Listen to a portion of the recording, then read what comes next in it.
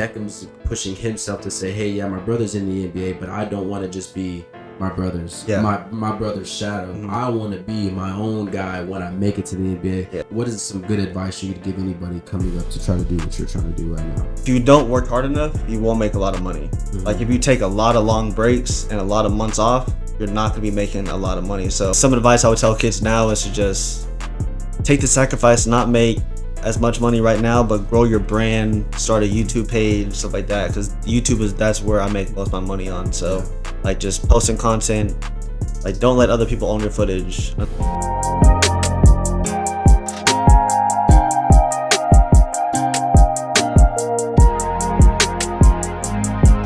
come in here, it looks professional. Tune into the content.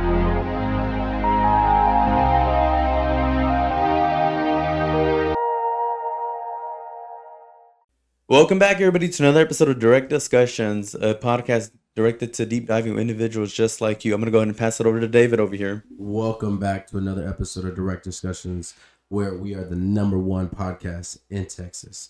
I want to welcome our special guest today, Jake Fisher. Let's go, baby. We got special guest in the house. Before we get started, guys, I just want to go ahead and give a quick shout out to Melvin in the back. He's Melvin in the back. Oh, you're mic'd up too, so you can wear your headset too. Is it working? Yeah, it's all plugged in. Dang. There we go. Yeah. We're trying to step our game up a little bit today. Yeah. I met Melvin at work.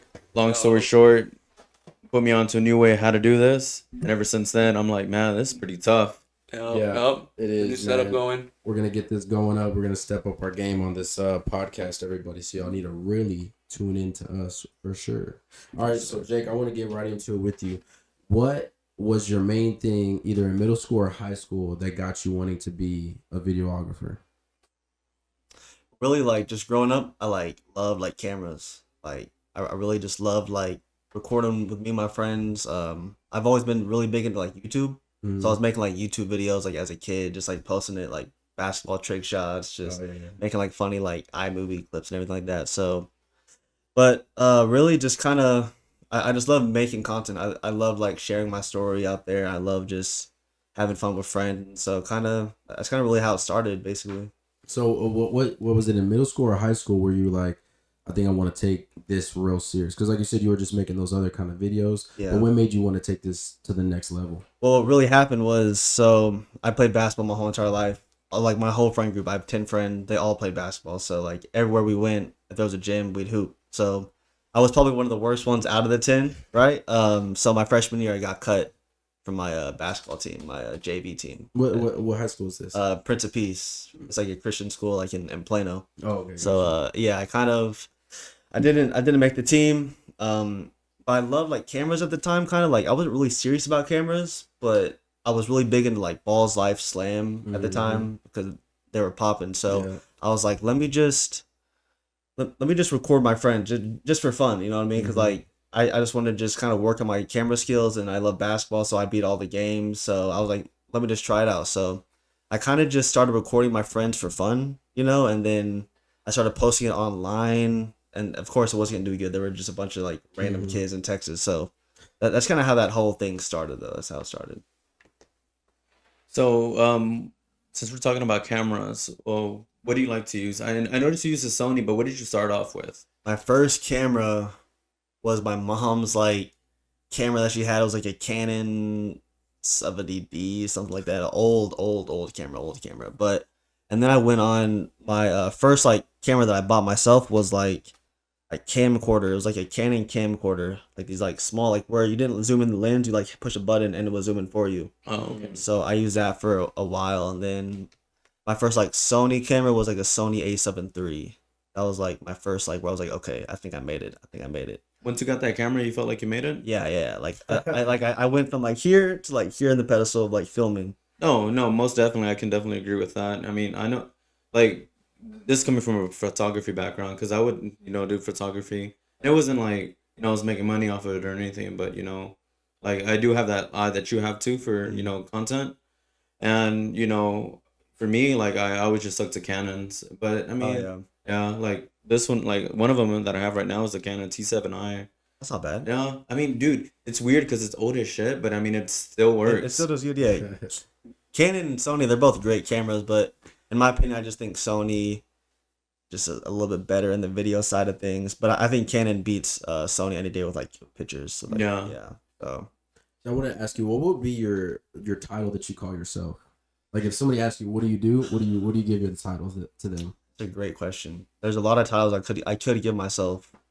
Probably just right now I just do like I'm like ahead of a lot of like content with a lot of players. Mhm. So right now I just say like head of content, like Okay. NBA players. I don't know. I mean I also do YouTube, so I could say content creator. Yeah. But right now I'd probably just say like I work head of content for some sports players really. Yeah, this might be a little too deep, but you could probably explain it. So, are you doing like do you have like a LLC or doing 1099 or Yeah, LLC. Yep, Jake Fisher LLC. That's Okay, it. okay, gotcha. So it would be head of like content. Yeah, creation, yeah, stuff yeah, like that. yeah. Okay, got you.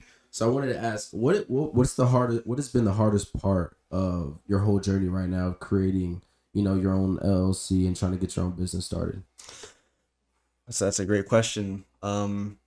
Really like how the whole time I've been doing this, there's been very ups, there's been very like lows. Like Mhm. what I do, you can't if you don't work hard enough, you won't make a lot of money. Like Mhm. if you take a lot of long breaks and a lot of months off, you're not gonna be making a lot of money. So ever since I started back in 2019. I've been constantly like posting for the past 5 years. Like Just staying in people's face. yeah, just always like trying to just keep posting on Instagram, YouTube, TikTok. Because again, like if you stop posting, then you also stop growing like as a content creator. Like you stop like what's the word? Like I'm trying to figure out like Adapt. adapt. Like you stop adapting like with like your camera skills or or like getting new connections or meeting new Mhm. people or meeting new players. Like you kind of just stop with that. So I've always been trying to adapt to get better every time I go out and film.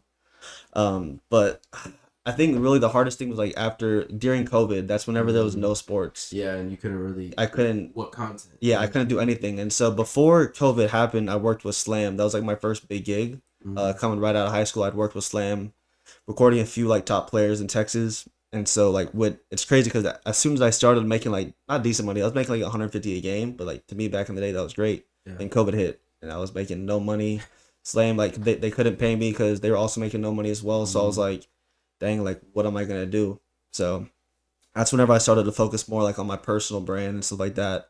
The thing about working with big companies like Balls Life Slam is that they own the rights to all your footage. Oh, So some of the top guys that I recorded back in the day, like I can't use that footage today, like on my own personal pages, because that's considered their footage. So whenever I kind of figured that out, I was like, I can't do this. I had to do my own stuff. Is there a loophole around that though? Could you have like, I'm just throwing out an idea because I don't know how it would be. Like, could you have two cameras while you're doing that? Like, yeah, Nah, this, y'all because- footage, this is mine. I wish, but nah, it's not like that at all. Like whatever they go and pay you for to film, it's all theirs. Oh, okay. When they tell you to go film, is that for a specific person, or they're saying, "Hey, go to this game"? And just Yeah. record? So like, whenever I started with Slam, they wanted to record this guy like at Dunkerville, or they wanted like Dunkerville is like one of the best like basketball teams in this- Texas. You know at what I that mean? time, well, like you're saying, from 2020, 2019, they were really good. They were Even great. then, they're still good. Yeah, but there was this kid that I was really high on at the time named Keontae George. He was Mhm. a freshman in high school, and he like wasn't. Well, he was kind of ranked, but I wasn't like a top 5 player in the nation. But I told Slam, hey, this kid has talent. This kid's great. He's gonna do good on social media. Just trust me. Let's go record him instead of Dunkerville at the time. Yeah. And so the first time I posted Key on Slam, it went crazy. So ever since then, for that whole year, his sophomore year, I got paid every time I went to his game with Slam, and so I just created content for him. That's So dope. So how did you meet him, Keon? it was really just like at AAU events. I was just like watching games and seeing different players, and it really just caught my eye at the time. And that's whenever I was also starting. So I was like, you know what, let me like focus on the player, because a lot of like camera people back in the day, they like worked with just one player. So I was like, let me let Keontae be my first player that I kind of work with, and also like work on my camera skills and stuff like that and social media. So but yeah, I just met him at an AAU event, and then I DM'd him saying, hey, like I'm gonna be at all your games. He said, bet. It worked out. Let's take it back just a little bit, and can you explain to us how you met Anthony Black and how everything transpired till now? Yeah, so Keontae and Anthony are really, really good friends. I didn't know Anthony back then, all the way back then. Whenever I started posting content of Keontae, he would always like comment on the videos and everything, saying great work, great work. He was just a big fan, and back then like he wasn't even like considered ranked, like he wasn't even like considered good at the time. Like no one really knew who he was and everything. But since he was such a big fan and so nice to me and everything and supporting the page, I just went out to a game one day. He was at Coppell at the time. His freshman year, he didn't start. He didn't really play that many minutes.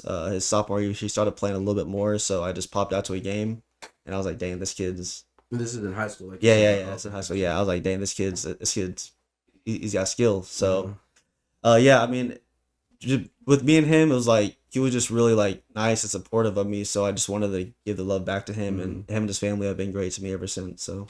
Oh, you talking about Anthony Black? Or Yeah, Anthony Black. Okay, yeah. got you. Okay, Yeah. so did y'all go to the same high school, or y'all were like separate? No. It was all separate. I went to Prince of Peace from 7th grade to junior year of high school. Then I got kicked out, and then I went to public school in Carrollton. It's called Creekview High School. Oh yeah, I heard that. Creekview. Yeah. Creekview used to be good in baseball. Really? Yeah, back in the day. Oh, I'm yeah, talking yeah. about like early 2000s. Yeah, I'm about to say I haven't seen them good at any sport. 15, 20 years. Hey, so Anthony Black, did he went to Duncanville High School? He went to Duncanville his senior year, but he went to Coppell the first 4 years. Okay. So his senior year, is that when they won the title? Yeah. Okay, that makes sense. So has there been any of those other players from that winning team go to the NBA as well? On that, Ron Holland is gonna be in the draft this year. Okay. I feel like I'm missing someone else. Ashton Hardaway, Penny Hardaway's son. Another one? Yeah. Oh, wow. He goes to Memphis. I think he had a great freshman season. So. Oh, he was right here in Duncanville too. Yeah. Dang, He was there, yeah. crazy. You would've never, that you team would've was never stacked. thought. Yeah, I know they were stacked. Yeah. That's why they won. Yeah. That's crazy. So, and all of this is taking place after you made your own LLC? Or how much of this footage that you have so far is, with Slam versus what you have right now with your LLC? The only thing that Slam owned is all my Keontae footage until his junior year. So do you think by them owning some of that footage and then saying, okay, when people start asking, well, yeah, y'all guys are posting this, whatever, but who's really behind the camera? Did you feel like you gained any notoriety just because of that? I think I gained a little bit being with Slam because at the time, like Slam was so big, like everyone's goal in 2019, 2020 as a videographer was, okay, I need to be a part of Balls Life Slam. That's whenever I think I'll get my big first break. And I think having the name Jake Balls Life, Jake Slam, or having that company in your like Instagram, it gained you a few like followers. You know what I mean? Like a few people would look at you differently, saying, "Oh my gosh, like if Jake comes to my games, then Slam's gonna post it. If this guy comes to my game and he's Balls Life, then Balls Life's gonna post it." So at the time, like that was the goal, is to like be on Slam and Balls Life. So that was like my goals for the year was to work with Slam or Balls Life, and so that was like my first big. So looking back at it, do you feel like, you having to make that sacrifice of losing the rights to certain content paid off in the long run, only because, you gained a bit more notoriety as a content creator yourself than you did before you made that contract agreement with Slam? Not really. I'm not gonna lie. Not really. I think some advice I would tell kids now is to just take the sacrifice, not make as much money right now, but grow your brand, start a YouTube page, stuff like that. Because that's where I make most of my money on. So like just posting content, like don't let other people own your footage unless you really, really trust them. Okay, so with YouTube, you're already monetized and everything like that? Yeah. Oh, okay. So how long was it from when you created your own page that you got monetized? It took me about 2 months to get monetized. Sheesh, Yeah, I had one. So as soon as I started my YouTube, that's whenever I left Slam. So I was like, okay, I want to do stuff with Keontae, but I can't do that if I'm with Slam because they own all the footage. So my first video I posted at Keontae, it got like 50K views in the first Sheesh. And that's on YouTube? Yeah, it's on YouTube. damn. So Yeah. at the time the YouTube monetization rules was like 1,000 subs, 4,000 watch hours, and I got all that. And that's still what it is. Yeah. Now. Oh, yeah. We're looking into that. Oh yeah. So how long ago was it that you got monetized? That was probably 2020. 2020. So you've been monetized for 4 years now. Yeah. Okay, Yeah, and yeah. that's when you could start seeing, hey, I can really make this a legitimate business. Yeah. And really start scaling this and everything like that. Yeah, YouTube has been like the best for me since I started. Like my biggest achievement because like ever since I was a kid, that's what I wanted to do Yeah. was make YouTube videos. So now that I can make it, I can make a living off it is great. Yeah, I wanted you to talk to us a little bit about how you got into working with Jaden Hardy. And a lot of y'all don't know, but since you know Jake Fisher now, Jake Fisher does work with Jaden Hardy, so he can explain this to us. Yeah. So what happened was, this guy DM'd me on Instagram. Shout out Julian Peoples. That's the homie. He DM'd me saying that he worked with Jaden Hardy and that he needed content for the upcoming season. And at the time, I didn't know if Jaden was coming to the Mavericks. This was like during the draft process and everything. Yeah. So I was in Dallas and everything. And he texted me saying, "Hey, like, it would be great. Like, I love your content, and I just really want Jaden to have the best content in the NBA." So I was like, he could be lying about this. 'Cause I've had so many people in the past like DM me saying, "I work for this player, I work for this player." Yeah. You know what I mean? So, but this time I trusted him. I said, "Okay, let's meet up." So we met at a Starbucks, and he kind of told me everything, kind of showed me like how he started working with Jaden and everything like that. And so I trusted him. And then I was with my friends in Florida during the draft because I wasn't able to go. And I guess I don't know if the Mavericks traded up or something, but they drafted Jaden Hardy to the Dallas Mavericks, which is crazy because this is literally where I live, and I was planning on going to other cities. Yeah. Like wherever Jaden was, I was gonna try and be there a lot. So Yeah. the fact that he got drafted to the Dallas Mavericks It was just worked out. yeah, perfect. it was Now you don't have to travel. yeah, you no just- traveling. I just drive 20 minutes to the game, and now Yeah, and it makes it so much easier. Yeah. So you go to every single home game there is? Like you have a media pass, or how does that work? yeah. Last year I went to 90% of all the home games. Sheesh. And then y'all don't know this either, but his dad also has season tickets. So your dad's at the game and you're also at the game? Yeah, well, last year he didn't have season tickets, but I kind of feel bad because this year I haven't been to a lot of Mavs games because I've been working with Anthony so much. I think the reason he got season tickets was also like be with me, you know what I mean? Because I yeah. thought that I was gonna be working a lot this year with Jaden, but just to sell with Anthony, I've just been so packed with that. So, Mhm. but yeah, it's kind of funny how all that came to place. We were just sitting behind him and he was talking about me. And it's everything. insane how everything happens like that. And that's why like me and Roger realize this a lot more now. It's not what you know, it's about who you know. Who you know, yes. And even the same thing. It's just about networking, building the connections and everything like that. So I really love that now that we're doing this, you can just feel the connection with everybody you're building instead of just like, oh, I gotta fill my head with all this knowledge. But Yeah. really that's not the end all be all. It's all about who you know and whatnot. That's true. So I wanted that's to true. ask you, since you started your own business, where would you see yourself by 2030? Right now I'm doing a lot of things. Like I'm doing basketball, but I've also started doing more like client work with like food companies, like Mhm. bars, DJs. One of my good friends, Avon Park, shout out him. He's been doing like the food industry, like working with like businesses ever since he like was at a high school. So he did the same thing as me. I went more sports. He went more like into the business side of things. Oh, okay, got you. So we started our own business. I don't even know the it's called Bad Dog Creative, but I don't know like what like a client work. I don't know like I don't know how The to say it. logistics of it. Yeah, legit. Yeah, I forgot what it is, but we just help businesses with social media, with just different stuff like that. So I've just right now like because I'm so young, I want to do a lot more things than just basketball. So Yeah. I'm just kind of putting my hands in different pots, seeing what'll work out. Of course, I work with Anthony Black's AU team, so Mhm. I do stuff with them. Do stuff with Jaden, my own personal stuff. I still work with like high school football players. That's kind of that's with my YouTube. High school football is like my thing. Like that's how I like everyone knows me. So I'm doing that with Avon. So I'm kind of just all over the place right now, just trying to figure out what'll work. So in 2030, like every year I've been doing this, I've gotten better. Like it's always progressed. So like I tell everyone, like if you just keep working, keep adapting, like every year will get better and better. So by 2030, who knows what I'll We're be talking doing by about then. 6 years from now. Yeah. Who knows? So who I want to knows? ask you this as it relates to your future goals, as far as entrepreneurial pursuits. Do you feel like you're gonna be able to do it alone? And if not, then what are some of the key elements you look for into building a team to help support you in those goals that you have in mind? Yeah, I could definitely not do it alone. That's the hardest thing. Like growing a business, like say like in a few months, like I'm gonna have 10 clients. There's no way I could go to all 10 clients. You know what I mean? But it's hard to find a videographer that you can really trust. It's hard to find people that you can really trust nowadays. Especially because I've been doing this for like 5 years, so I've been working on my camera skills for 5 years, and I need someone that kind of has been doing it for that long and that has the same style of like what I want.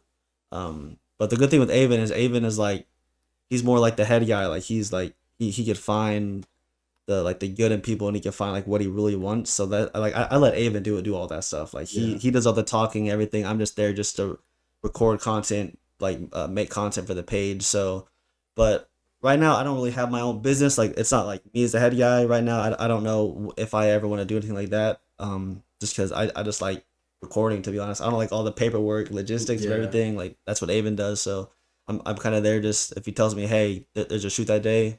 I'm like, okay, I'll go to that and I just record content. But yeah, building a business, it's you can't do it by yourself. So, but I don't know like how I could find the right videographers that I want to work with or that's always the hardest part about starting a business. No, most definitely. I do also want to add to this topic though. It's like for me personally, like when starting a business, there's everybody has to understand that there's not that much money Yeah, gonna be put in. Like nobody's gonna get paid for it off the bat. of course. I Yeah. mean, yes, you're getting paid doing, your side work and whatnot, but as far as creating that new business, nobody's gonna get paid right off the bat, and you have to also find people to understand that and buy into the idea of what's gonna become. So it initially it turns out to be one of those things where it's like this is bigger than you Hmm. as the individual. This is like what we're trying to do is bigger than all of us. Yeah. And I think that's very hard to find in certain people because you have to find people that, like you said, have to be on your level or higher, have to experience some of the struggles that you've experienced so they can show that kind of empathy and be like, man, I know what he went through. So now like whenever he talks about a certain subject, I'm more inclined to be, emotionally aware of where he's at in his headspace instead of just saying, nah, man, nah, you're crazy, dog. You're crazy. Just pretty much gaslighting you into not feeling a certain way. Man, that's one thing I can take away with working with David. We both counteract each other. Where I'm more on the technical side, and then David's more on the all right. We're gonna go guns blazing. But I'm like, wait, hold on, bro. Put on your scope.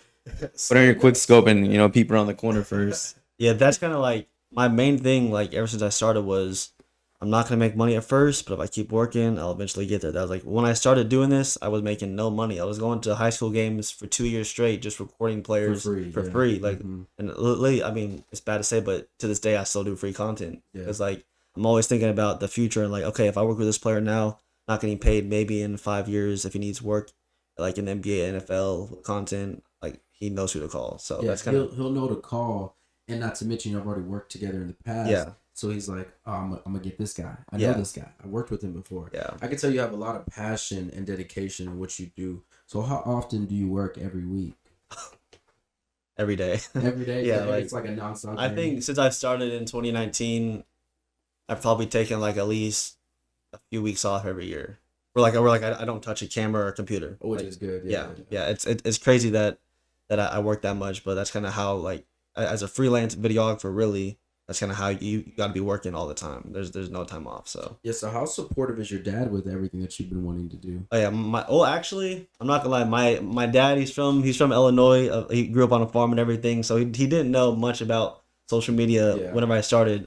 He was always big about making good grades, going to college, Yeah. get a degree and everything, which I mean is perfectly fine for everyone, but that just wasn't what I was meant to do. So the first couple years after high school it was kind of hard. He didn't really understand what was going on.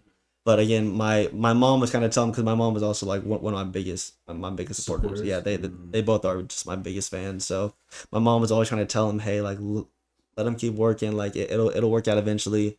I remember after I sat him down after like during high school, like my senior year. I was like, hey, like I want to pursue YouTube. I think I can make money off that. My dad's like, there's no way you can make money off YouTube. That's impossible. Like how can you make money just from posting videos? Like you can't make a living off that. So I was like, okay. At the time, I was like, that makes sense. Like he could understand. I was just some random kid just wanting to post YouTube videos. So yeah, it took him a while to get used to it, but my mom says every time he's somewhere, he just talks about me and just how supportive of him. So I mean, without him, like I would not be where I'm at today. Like, Yeah, I'll say this too. Your dad is very supportive of you, even at the game. I had asked him a question about you, and after that, like a couple of minutes later, he was like, "Hey, you tell that guy next to you, he was like, you tell him we're on Jaden Hardy's team and everything like that. And then he was like, yeah, I'm Maxi Kleber's fan. I'm blah, blah, blah. It's just cool because your dad is so supportive of you without you even being there. Yeah. He's like, yo, this is my son this, my son that. So it's really cool just to see that too and know that your dad's like you're saying, another one of your biggest supporters, even at the beginning when he was just a little bit I don't know if this is gonna work. Yeah, and yeah. then now with the flowing out, he's one of your biggest supporters. So I'll say that behind closed doors, your dad is one of your biggest supporters. Yeah, man. Yeah, which is really great. I'm grateful because most kids, like a lot of parents, they'll support what they do. So I'm Yeah. just grateful to have two parents that really helped me like get to where I'm at today and everything. So So are you only child, or you have other siblings? I have a half sister with my. Well, he's really my stepdad, but he's been Mhm. my dad since I was born, basically. So my half sister, Emma, and then I have two half brothers, Gavin and Cameron, with my real dad and another mom. So are you the youngest one? I am the oldest out of Emma and Gavin, and then Cameron's like 28. Oh, okay. So So yeah, you're in the middle. I'm like in the middle. Yeah, Oh, I'm like okay. the second oldest one. Oh, okay. So So- you get neglected. Yeah, No, yeah. I'm just like- Basically, honestly, basically that's how it works. Roger knows too. Aren't you in the middle or you the oldest? No, I'm the oldest Oh, one. okay. I got Oh you. dang. Okay. Yeah. But that is what happens sometimes. You're the middle child, you get neglected and whatnot. Yeah, but I mean, I say they're half, but they're really just full blood. Like I've known them my whole life. So So honestly, what has been the most gratifying thing for you doing all of this videography work? probably going with Anthony to the NBA draft last summer. I wanted to ask about that. So Yeah. how was that whole experience of being at the NBA draft? Because I mean, we just see it on TV and we're just seeing people sitting at the tables and everything. Yeah. So how's it when you're walking in and you're just seeing all these other tall 6 foot guys, 6'5" guys, and everything like that? It was just, it's crazy to think about because like again, like when I started working with Anthony, like he was just some normal kid in Coppell. Like Mhm. no one knew who he was and everything, and so I took a risk to work with him all through high school, and seeing him being bombarded by fans, like asking for a picture, and then being drafted and everything, and then like seeing him and Key afterwards, like hugging, because I've known them since they were so young. Like it's just weird to see like them just make it in the NBA. So that ever since then, that's been my most like gratifying moment. when he got drafted, did you feel like, I don't want to say you made it, but do you feel like, man, we made it? Kind of like we as a team, like yo, we just made it. Like, Yeah, this is yeah. what we were working for, even though it was mainly his dream, but you were there along with the ride. Did you feel as if we made it? Oh, of course, yeah. Because like again, like him, his mom, his brother, like all his friends, like everyone that worked with us, we've been working like to grow Anthony since like the end of high school and everything. Mhm. So spending all that time in pre-draft with them and him doubting if he'd even be top 10 and then going 6, it's Crazy. it's crazy, yeah. And then for Orlando to be doing this good, Yeah. this is his first year, right? This is his first year, his yeah. first year. For them to be doing this good in his first year is insane. Even then, I believe I was at the game where he played, where Orlando came down here, and he was lighting it up. He was lighting it up, and I was like, it's got to be because he's back at home. Yeah, it's and he scripted. wants to show It's off. scripted. Yeah, he wants to show off for his people. Yeah. I was like, man, this boy's getting buckets tonight. I was like, he's probably gonna go off tonight because he's finally back at home. Yeah, And I don't know if that was his first game back at home as an NBA player. it was yeah. And yeah, so I was like, he's trying to light it up tonight. And I forget, I think he had, if I'm correct, I'm probably wrong, but he had like 16, I think, in the first half or Yeah, something yeah, like he that. had- And I was like, man, this boy lighting it Yeah, up tonight. he went crazy. But yeah, that's the thing with Orlando. Like everyone doesn't know, like every other player in the lottery, like they're on like teams that don't have like good players already. You know what I Mhm, yeah, mean? So uh-huh. like the thing with Anthony, he's the only player that like their whole team is already like solidified. Like they already had 3 point guards. So Yeah. that's why he's not getting any minutes right now because their whole team is healthy. Yeah. So he just doesn't have any minutes to play, which I Which mean, is unfortunate. yeah, But it's unfortunate. eventually, something's going to come along where he's going to get more minutes course. and everything Yeah, like that. that- I mean, yeah, because they got a good young team. Yeah, but that's the thing with Anthony is that like he has such a good heart and his mind is always good. I mean, he has great people around him that support him, so that they just keep telling him like it's not your fault. Like you're not playing because you're playing bad. It's just everyone is just healthy. You know what I mean? And So you got to just play your role at Yeah, the time. yeah. Mhm. So And even now with Jaden Hardy, that's what, like, me and your dad talked about this during the game. We're like, yo, take hit. I don't want to say it like that, but he's like, take so and so out, put Jaden in, just leave him in. We gotta get him some more minutes and everything like that. So it's funny because your dad's like, yo, we gotta get these guys in there. Yeah. And I know your dad's probably pushing for Anthony Black to play as well. Oh yeah, of course, yeah. And everything like that. So how is it working with Anthony Black's little brother, right? Beckham Black. So how's it working with him? It's funny because I tell Anthony all the time, like he's like, I don't know what happened, but somehow now he's like a celebrity. Like, but I remember him when he was like 11 years old, like some little kid. But now he's like, he's what's the word where like a person just becomes a celebrity out of nowhere? Like he's he blew up. A celebrity overnight. I can't. I forgot the word. He's an industry plant. Oh, that's what he is. That's what he is. Industry plant. Cause like he just keeps like his following just keeps going up and up and up. And I'm like, how is this even possible? So what grade is he in right now? He'll be a sophomore next year. Oh, so he's super young. He's super young. I thought this kid was about to get drafted. No. He's got like 2 more years left. Yeah. 2 more years left. And like he's like the youngest like in his class. Like, his birthday is in the summer or no, it's in January, but no, he just started a year late. I actually correct me. I could be wrong on that honestly, but it's just crazy to think like, I mean, yeah, like having Anthony Black as your like older brother in the NBA, it'll help your like name, but like he's also like, I think he's like one of the best players in the country like already like at his age. Like he's so smart, like he knows the game, like he just plays at such his pace that like it already like makes him like one of the best players in my opinion. Well, that's what's so cool about it too is there's like other brothers in the NBA, but how many of them are like either on the same level or like not one's way better than the other one. The only ones I can think of are like Giannis and his brother, you know, where like Giannis is the main guy and his brother's kind of just there on the bench. Yeah. And even then, like I like that because now Beckham's pushing himself to say, hey, yeah, my brother's in the NBA, but I don't want to just be my brother's my brother's shadow. Mm-hmm. I want to be my own guy when I make it to the NBA. Yeah. And you saying that just solidifies that he's gonna put the groundwork in now, so that when that time comes and he goes to the NBA, it's like, yo, that's my brother, and then I'm Beckham Black. Like, true. We're 2 different people, but we're still on the same level. Don't say I'm underneath him. Don't say he's underneath me. We're on the same level when it comes to, you know, quality of work that we put in. Yeah, I mean, Anthony is not gonna like that I'm about to say this, but like Beckham, like right now, and Anthony, like whenever he was like becoming a sophomore, Beckham is light years ahead of Anthony. Like it's insane. I just think because Beckham has been around like Anthony for so long, he knows like, okay, like this is how like trainers like train. Like he's been with Anthony whenever like NBA trainers are training him and everything. So he just watches everything that Anthony does. He just copies it, and now like theoretically he should be better, right? Because he's getting to see all the stuff that it takes to be in the NBA, and now he's seeing it sooner, so he's like, okay, I need to make those adjustments and those habits now, so when that time comes, I should be better than my brother. Theoretically, that's how we would all want that to happen in our mind, but you know, sometimes, like we said, you got to put the work in. It's going to be able to happen. True. So as far as his meteoric growth and, you know, as far as, you know, having all these followers and whatnot, how much of that is because of his name and how much of that is because of the work that you put in and the content you push out of him? Are you talking about Beckham? Yeah. Honestly, I'm not gonna lie. I think a lot of it is just because the content that I push out them. Like every video that we do does great numbers, like over 100K. But also, I think have that name also does help him a little bit, because he's also been posted on Slam and Balls Life, so that has definitely grown his name a lot. Whenever he played Cooper Flag, do y'all know who Cooper Flag is?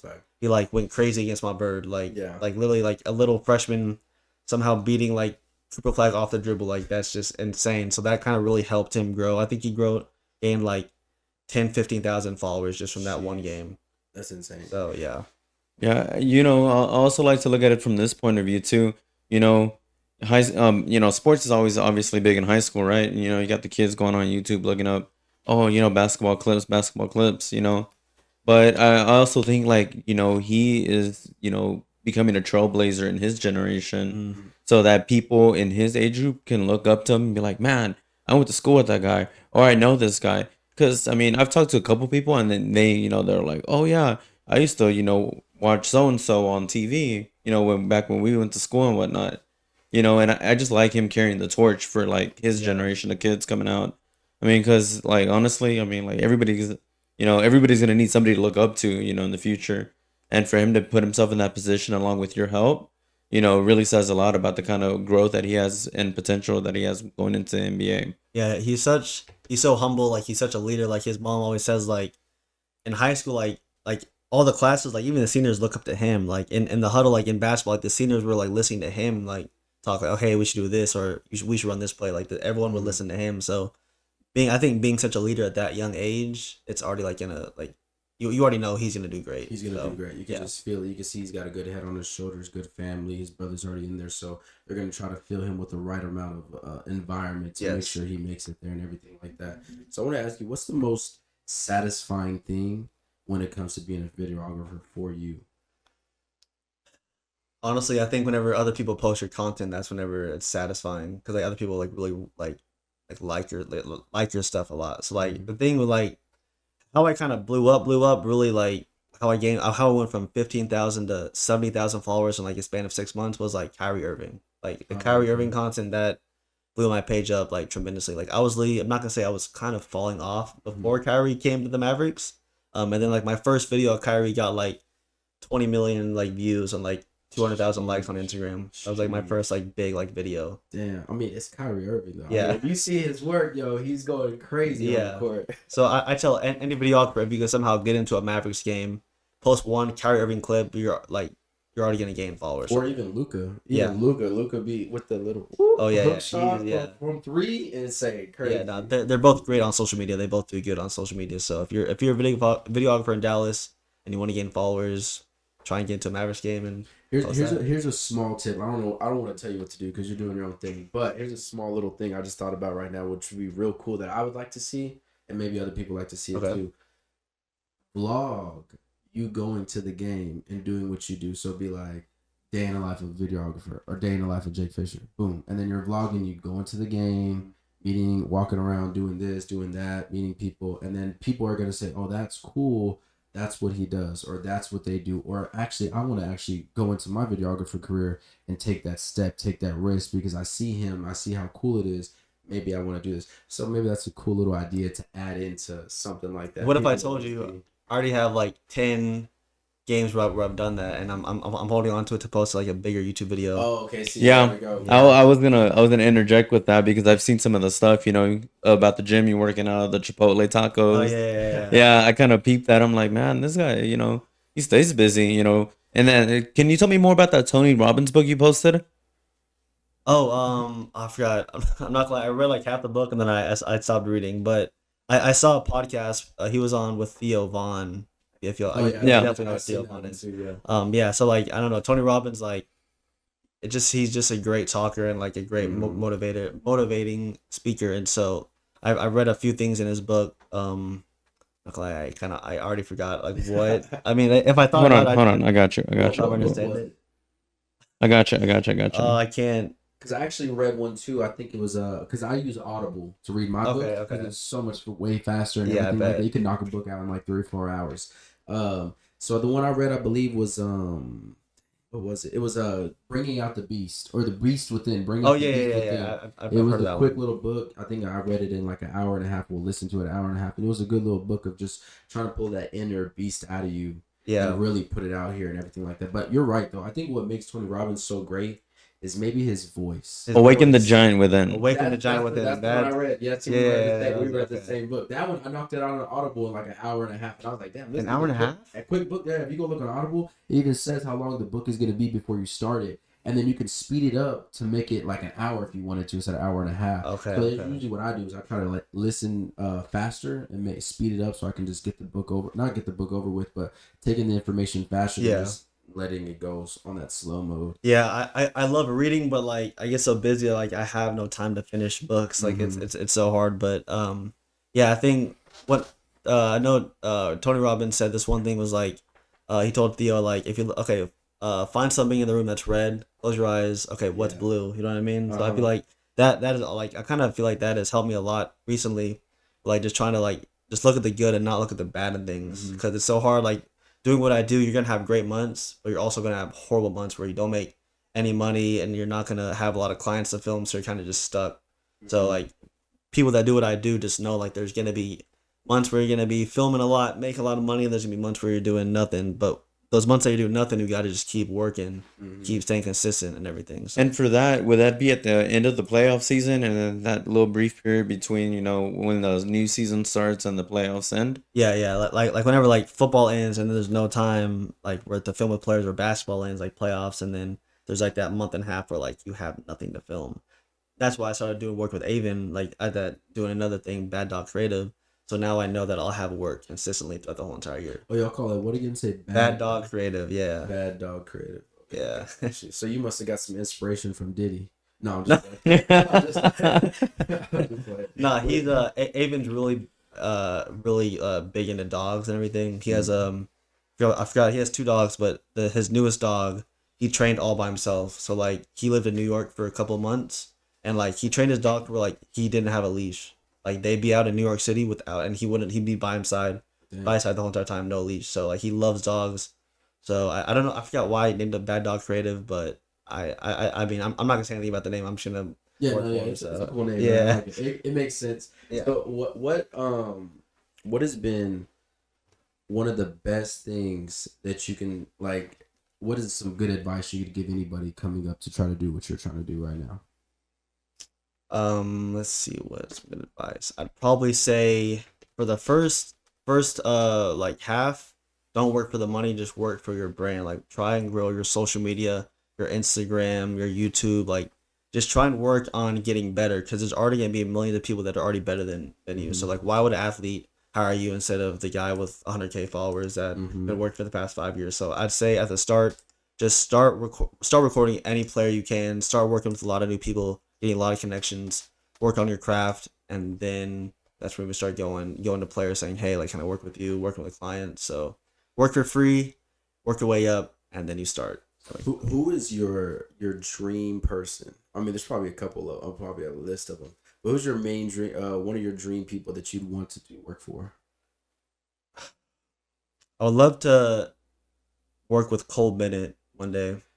It's crazy you say that. I was listening to his Lyrical Lemonade album. Oh yeah. My favorite song off that album is probably Fallout. Oh yeah. It's so fire. It's a great I album. was thinking of the same thing. Like working with Cole Bennett would be insane because he's basically our same age. He's my age basically. I think he's like 26, 27. Okay. So yeah, it would be amazing to work with Cole Bennett. Like Just not even like work with him, but like just follow him for like a week and see like what he does and like how he like works with his mind and everything. It's like he's so talented, and so I just really want to. That's one thing I do really want to learn is like I want to be with people that are like-minded as me and that have already done more than me, and I just want to like just follow them and like see what they do and how they got to where they are. Almost like a mentor. Yeah, almost, yeah, to an extent. Have you ever thought about DMing him? I mean, you got a pretty good phone. He probably noticed you. He probably gets millions of DMs. I mean, I could try, but the chances of him responding is definitely 1%. You're right, because I even sent you a video message. It's probably that's why I had sent you a video message on my personal account. Oh, really? And I was like, oh, he didn't open it. But I was going to tell you to send him a video message. And I was like, maybe it doesn't work because I sent you one and you didn't open it. Yeah, So my you sent him DMs are flooded. Like every day, it's just like 10 to 15 DMs. Yeah, I bet. Yeah, I had a feeling you were busy. That's why I was like, I'm going to have to talk to his dad at the game. Yeah. So when I want to touch on your workflow as far as it goes for content creating. Can you elaborate a little bit on your workflow? Yeah.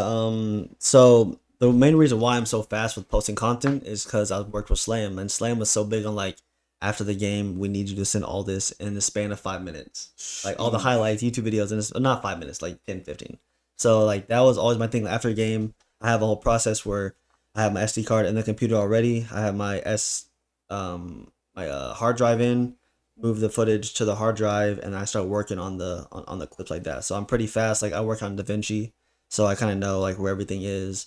Slow mo some clips, throw some music on it, post it, and it's kind of how it works, to be honest. But if I'm like working on like on bigger projects, I kind of just work. I work mostly at night. I can't work in the daytime, like editing. Editing wise, I have to work at night. I don't know what it is with nighttime editing, but it's a lot. I don't know. I'm just more focused at night. So I think for me, from an editor's perspective, the fact that working at night, time when you're not even looking at the clock, it just feels timeless. Yes, yeah. You're not worried about, oh dang, I'm hungry or anything like that. Like you're in the zone, you're locked in, especially at night. Just because, I don't know if you can relate as far as like I said with time, but it just feels like you always have enough time when you're working late. Yeah. everybody's asleep, nobody's influencing the environment around you, and you're just like in that void. Yeah, that's a perfect explanation for that. It is. Who's what would you say is your, or where do you take your most inspiration from? Or is it a specific person, or do you like watch something to get some inspiration, or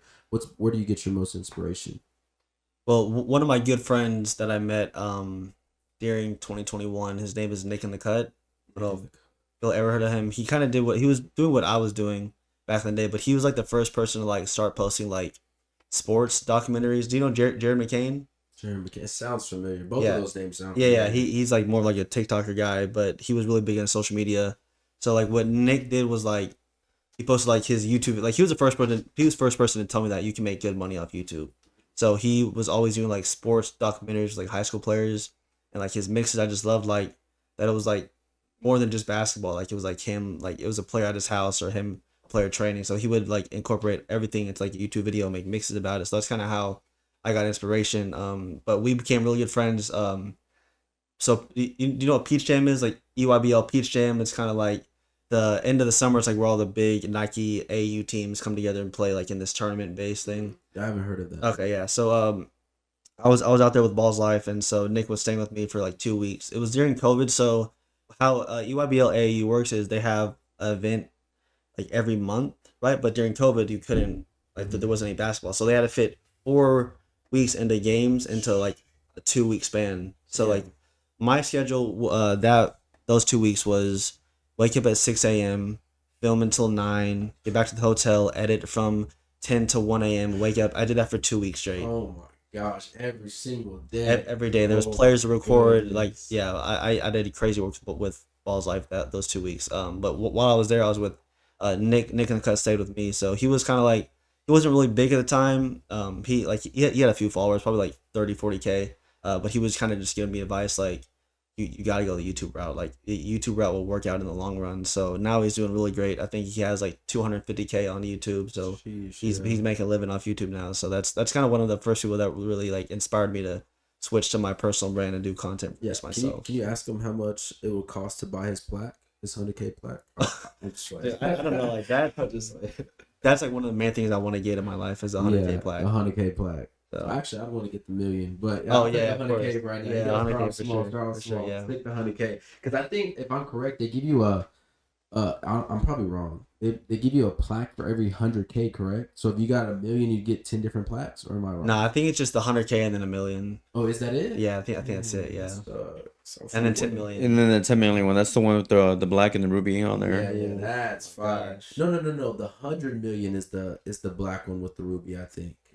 Or I'm wrong. Because Triple H Can you pull that up real quick? Triple H just had that for the WWE. He was like, appreciate it, everybody. This is I think there's only less than 10 in the world of 100 million plaques. Because Mr. Beast has one. Yeah. WWE has one, and maybe some of those other bigger brands have 100 million plaque. 100 million is a lot. Yeah, bro. that's so much. On YouTube is insane. Oh, that's right. That there. one Yeah, right that there. Right there. That's the 100 mil. Yeah, that's the 100 mil. Dang. So then, what's the? Oh, there goes the 100,000 right there. That left one. Yeah, it's like silver, right? Yeah, that one. Or hold on. But see that one, that black one with the ruby, Oh my insane God. though. That is some work right there. It's funny. I was telling my daughter, I was like, one day I'm gonna get a YouTube plaque, and the first one we're gonna get is 1,000. And she was like, 1,000? That's a lot of people. And then she's telling all her friends, and she's a first grader. She's like, yeah, my daddy's on YouTube. He's gonna give me a YouTube play button. That's funny. Hey, so do you have it?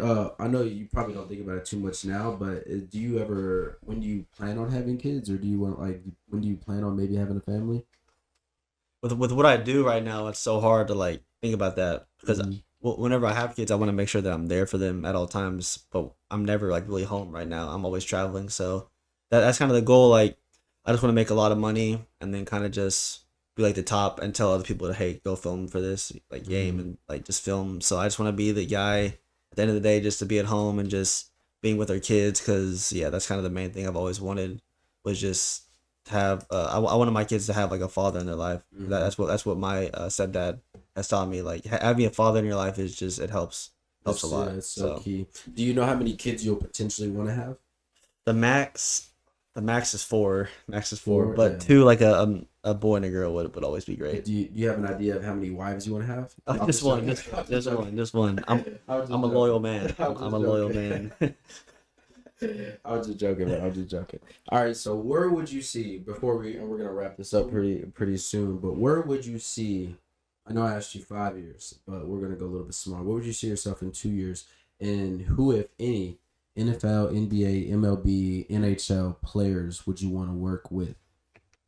In 2 years, let's see. I'd probably think I'm gonna be doing the same thing. To be honest, working with players with content. Player I'd really like to work with.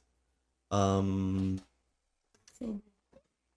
Steph Curry would always be the top guy. Yeah. He's been my favorite player ever since I was a little kid. So Steph Curry, but realistically, like Shea would be fun to work with. Shea, Oklahoma. Yeah, would be fun. Happen. But other than that, I think like with the company that me and Avon started, I just really want to. That's kind of something I'm really passionate about right now. Is just growing. We started this company like a little less than a month ago. Okay, really. So y'all got like with the LLC and everything. Yeah, we have all that. We have a whole team. We have like 6 people on staff. So like my first month, I told Avon, okay, Avon, I don't want to make any money. I just want to learn how to shoot like food and like because recording food and then recording sports is two different things. So that's kind of what I wanted to be good at doing what we're doing right now. So like whenever we start getting clients, I'll know what to do. So right now everything is just free work. He's taken me on a lot of shoots, so I'm kind of just learning from him. So yeah, in 2 years, I want that company to be growing a lot, and also just do what I'm doing right now because I love what I do. So how many people are inside? What is it? A Bad Dog? Bad Dog Creative. God, I keep forgetting creative. Bad Dog. So how many people are inside the Bad Dog Creative business right now? So I don't know all the technical terms for them, but we have Avon, and then we have 2 people that a couple that live in, I don't know where they live. They don't live in America. So like what their time is, whenever we're asleep, they're awake, and whenever we're awake, they're asleep. So it works perfectly. So they have everything like written out for us, like emails, and then whenever we wake up, it's there for us. It's kind of like a non-stop business thing. Yeah. When y'all are sleeping, they're working. When y'all are working, they're sleeping. Yeah. So we have 3, and then we have, see, 4, 5, and then me, so 6. So 6 of y'all. 6 people, yeah. So everybody basically has. How did y'all even start working with those people if they don't work in America or live It in was America? okay. So again, Avon knows every single person in the United States. So he knew the girlfriend, or no, the girlfriend and boyfriend lived in Houston. So whenever Avon lived in Houston, like in middle school, high school, I forgot when it was, he met those people, and so they were really good friends with him. And then another person, whenever he lived in New York, he met that guy. He does like more like he does more like websites. He built websites. So again, like having clients, and if they need websites, we just have this guy to do the websites. And then another person went to our high school at Creekview. That's how I met Avon, was at Creekview. Okay. So yeah, so he just knows people at every city. So that's probably crazy too, because like anytime he goes to an event or goes out, he's probably meeting somebody or seeing somebody he knows. Yeah, I mean, and also that's a great thing about working in the food industry. Like you get free food all the time. Free food is like a completely different industry. Yeah. Now it's like y'all can really start locking up everything. You got players and food, so it's like y'all can go to another state, go to an event, or go do something and be like, oh, we know this restaurant, let's go eat there. Yep. And so it's like I don't want to say you're always having the hookup, but you're always having the extra little key to get into all these other little places. Yeah, and that's like real cool. that. I mean, that's also like kind of something that I really just in like 10 years, 15 years, I want to know everyone. I want to know who's at that food spot, so I can get a hookup there. Or if I want to go to this bar, I know this guy, or this lounge, or this concert. I just want to know everyone. So yeah, I love that, because that's literally something that like that goes back to what we just said. It's not about what you know, it's about who you know. So if you guys are watching this now, go out there and network, meet people, talk to them, say hi, say hello, go out of your comfort zone and start to grow. That's how you're gonna grow. I think the biggest thing our audience can take away from today's episode with Jake Fisher is, like you said, consistency, networking, and just, keeping your head down and putting in the work. Don't think about when the money is going to come. Just think about the growth that you're going to have, as far as, you putting in that 1% of work every day to help you get a little bit better than the next day. And I see that with the content that you're creating, man. I mean, I've scrolled through your YouTube from the videos you had back then to what you're doing now. and the rate of improvement is astronomical to say the least. Thank you, thank you. Yeah, that's always been the goal for me is just adapting every year, getting better. Like I want to look at my last year's work and say, okay, right now my work is already better than that. So that's kind of been the thing I've been focusing on ever since I started. So I can appreciate I that. wanted to ask one more question before we wrap this up. okay. So besides the Tony Robbins book, is there another book you have on mind that you want to read or that you've read and want to tell the viewers? That's gonna sound really like, I mean, Rich Dad Poor Dad. I think Yeah. I know what you're gonna. that's always the best book to read if you're like if Yeah, you're like it me. really Like is. yeah. I don't know why for a second I thought you were gonna say Green Eggs and Ham. Green Eggs and Ham. I'll just say That's an old book, Dr. Seuss. yeah, back to the elementary days. But I want to tell you this. I appreciate you so much for coming on and taking your course. time out of your day. It was amazing meeting your dad, meeting you, getting to see both of y'all and everything like that. So I really appreciate you for taking time out of your day to come up here and do our podcast. And Of course, everything like this is my first ever podcast, so I'm glad that I did it with y'all that. Yeah, today. I appreciate it. Man, again, and coming from me, I want to thank you, man. Just seeing this persona online and meeting you in person. You're such a humble man. Yeah. You are, man. Thank you, Very thank you. down to earth, and you don't find a lot of that stuff nowadays, man. And it's Yeah. very rare when you find somebody who's very expressive about what they do, passionate, and can stay level headed despite whatever level they are on, in the creative world. And for that, man, I really do appreciate you coming out here sharing a direct discussion with David and I. Yes, and I hope you sir. appreciate the background that It is Melvin it is put. great. Yeah. Crazy background. You're actually our I first guest. need We that. had that for too. Oh, really? Our Yeah. first guest we had. Melvin cooked, bro. Like he does a lot of Crazy. he does a lot of work. He's the whole reason we got it set up on Streamlab, and he ended up doing this custom background just for you, man. Hey, first guest, bro, everything. appreciate it. Yeah, first guest. And like we said, every podcast we're slowly trying to get better. So hopefully you guys tune in and maybe y'all can catch a lot of the small differences and the small improvements we're trying to have on every single episode. You won't even probably notice it, but it's completely fine. I want to tell you guys, thank you for tuning in. Like, follow, comment, subscribe, and share every single one of our clips because that's how we're going to grow. We appreciate you guys. Guys, thank you again so much for joining along for this direct discussion with Jake Fisher. Right, one thing before we go, I'm gonna go ahead and just reiterate what David said. Like, share, subscribe. All that good stuff, bro. Get the message out there, because, there's probably somebody in your family or, inner circle who wants to be a video creator. They're going to want to watch this video and see what it really takes. Mm-hmm. And also, we're going to plug in all of his stuff at the bottom in the bio, so y'all can go check him out, follow him, like his content, and DM him. And maybe he'll watch it. Maybe he won't, like me, but it's completely fine. We'll see you guys on the next one. Appreciate it. Thank you. All right.